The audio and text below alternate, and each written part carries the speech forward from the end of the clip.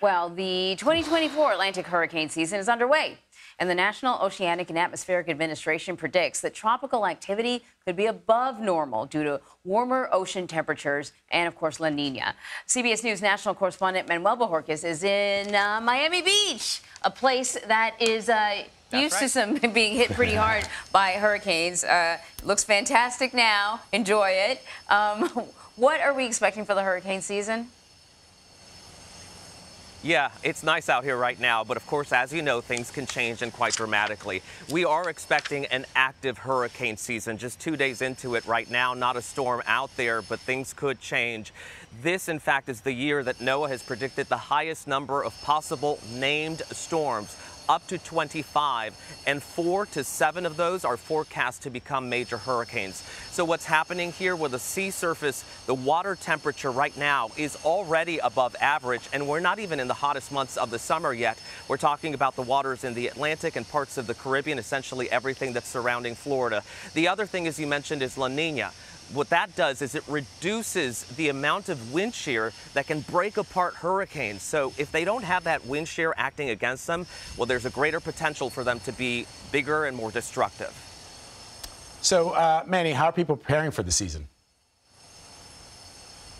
Well, you know, the basics, right? You want to make sure you have enough water for everybody in your family for several days, enough food, make sure the batteries on the flashlights, generators are all good to go, that kind of thing.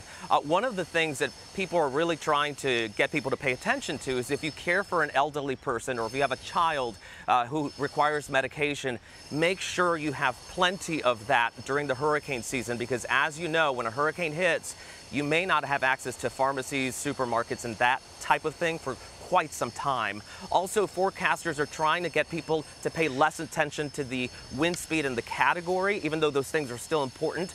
They want people to focus on the water issues, the potential for flooding, even inland during a hurricane, because the water is the biggest killer during hurricane season.